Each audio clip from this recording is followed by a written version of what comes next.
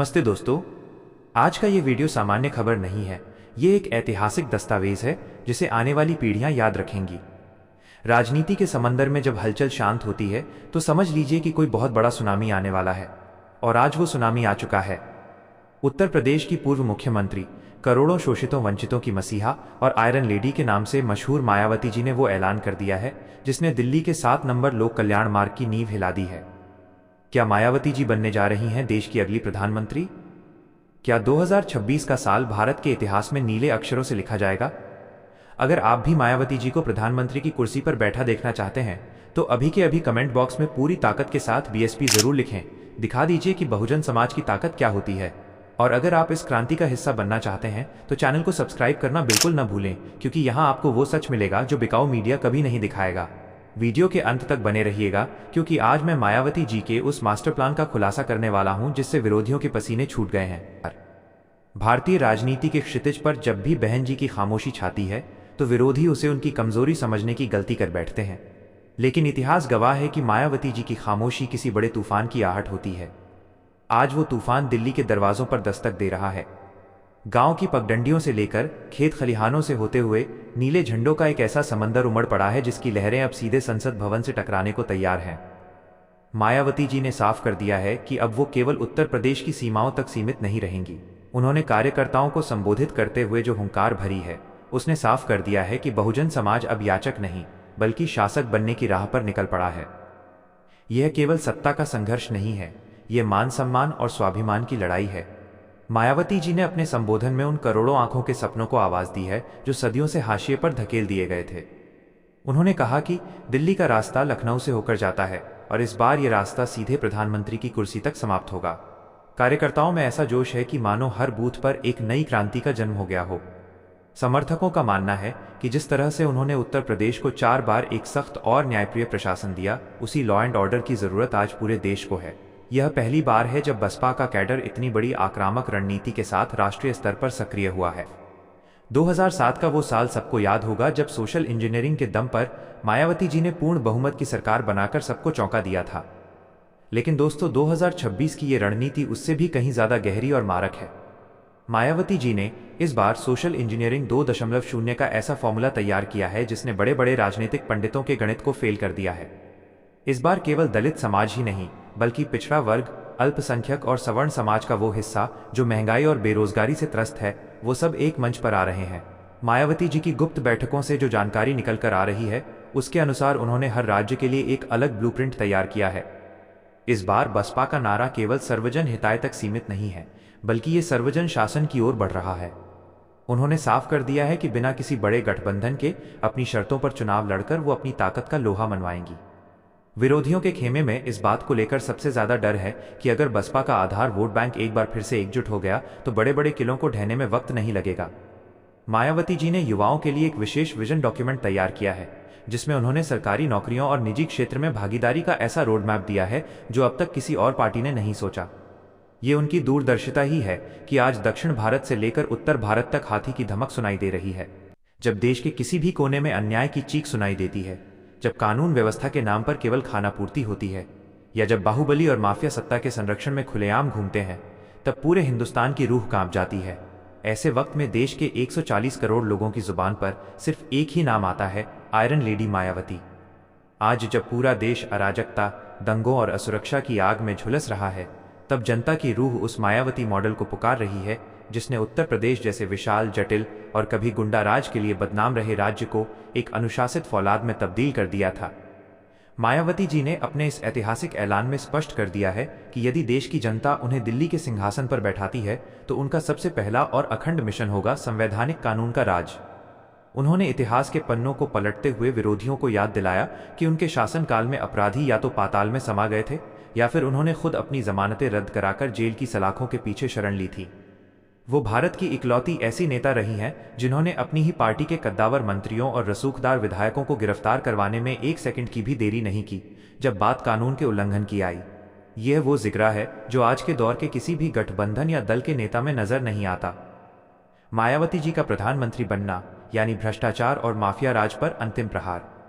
उन्होंने अपने राष्ट्रीय विजन में साफ कर दिया है कि देश की खुफिया एजेंसियों और सुरक्षा बलों को इतनी स्वायत्तता और ताकत दी जाएगी कि किसी भी अपराधी या आतंकवादी की रूह कांप जाएगी। उनका जीरो टॉलरेंस फॉर्मूला केवल चुनावी भाषणों के लिए नहीं है, बल्कि ये उनकी रगों में दौड़ता है। आज जब विकास के नाम पर केवल बड़े बड़े होर्डिंग्स और विज्ञापन दिखाई देते हैं, तब मायावती जी ने उन कंक्रीट के सबूतों का जिक्र किया जो आज भी उत्तर प्रदेश की शान है। चाहे वो दुनिया भर में मशहूर यमुना एक्सप्रेस वे हो, नोएडा का हाईटेक विकास हो, या लखनऊ का वो भव्य कायाकल्प जिसे देखकर विदेशी भी दंग रह जाते हैं, उन्होंने साबित किया कि बिना किसी भेदभाव के, बिना किसी शोर शराबे के और बिना किसी भ्रष्टाचार के विकास कैसे किया जाता है।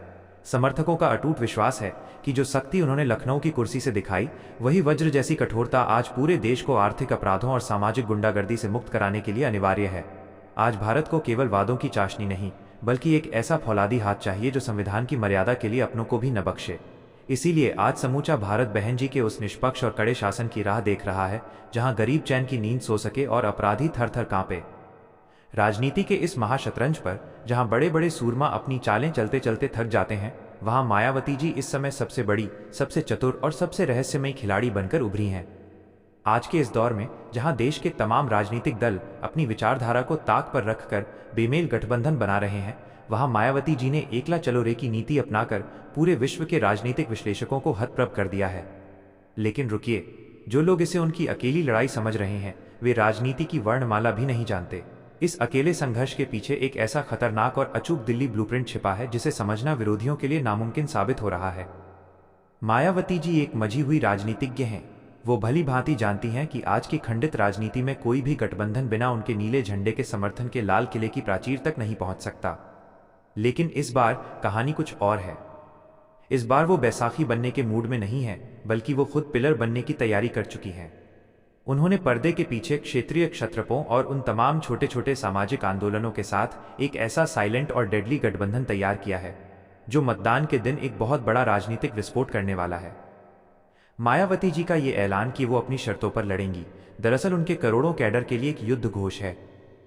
समर्थकों के बीच यह संदेश जंगल की आग की तरह फैल चुका है कि इस बार का चुनाव केवल एक सांसद चुनने का जरिया नहीं है, बल्कि यह सदियों के अपमान का बदला लेने और देश की पहली दलित महिला प्रधानमंत्री बनाकर भारतीय लोकतंत्र की नियति बदलने का सुनहरा अवसर है। यह भावना अब केवल चुनावी चर्चा नहीं रह गई है, बल्कि ये गांवों की चौपालों से लेकर शहरों की तंग गलियों तक एक महासंग्राम का रूप ले चुकी है। लोग अब इसे केवल एक सामान्य मतदान नहीं, बल्कि अपने अस्तित्व, अपने स्वाभिमान और अपनी आने वाली पीढ़ियों के भविष्य की लड़ाई मान रहे हैं। मायावती जी का ये अडिग संकल्प कि वो बाबा साहब के सिद्धांतों से एक रत्ती भी समझौता नहीं करेंगी, उनके कैडर में वो करंट भर चुका है जो 2007 की याद दिलाता है। उन्होंने दिल्ली की सत्ता के लिए जो बिसात बिछाई है, उसमें बड़े बड़े रणनीतिकार और चाणक्य कहलाने वाले लोग भी अब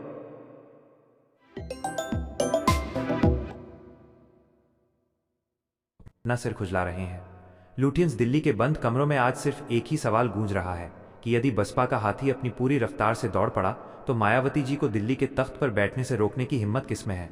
ये केवल राजनीति नहीं है दोस्तों, ये उस शोषित और वंचित समाज का सैलाब है जो अब थमने वाला नहीं है। ये दिल्ली के सिंहासन की ओर बढ़ता वो नीला तूफान है जो पुराने सारे समीकरणों को उखाड़ फेंकने के लिए तैयार है।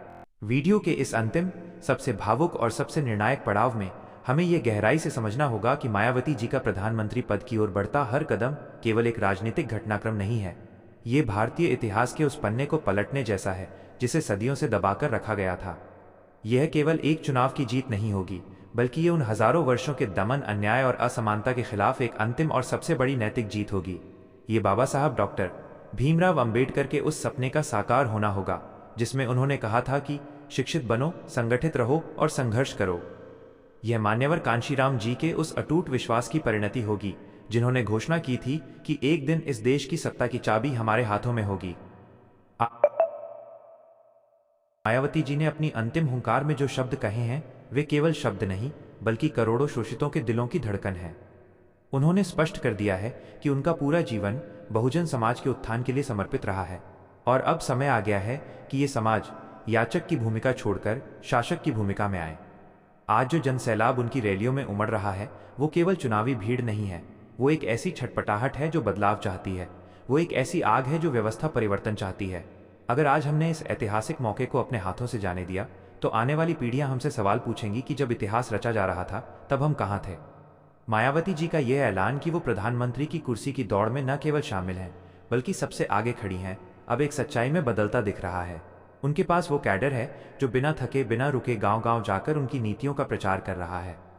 विरोधियों की नींद उड़ी हुई है, क्योंकि उन्हें पता है कि अगर दलित, पिछड़ा, अल्पसंख्यक और न्यायप्रिय सवर्ण एक साथ हाथी के निशान पर आ गए तो दिल्ली का किला ढहने में देर नहीं लगेगी।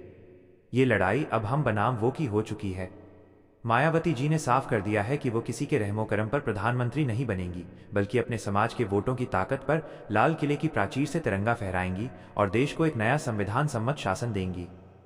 कल्पना कीजिए उस दिन की, जब देश की बागडोर एक ऐसी महिला के हाथ में होगी जिसने गरीबी देखी है, जिसने संघर्ष देखा है और जिसने राजनीति के बड़े बड़े दिग्गजों को धूल चटाई है।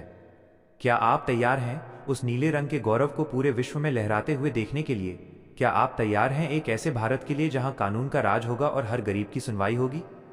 मायावती जी का प्रधानमंत्री बनना अंतर्राष्ट्रीय स्तर पर भी भारत की छवि को एक समानतावादी महाशक्ति के रूप में स्थापित करेगा।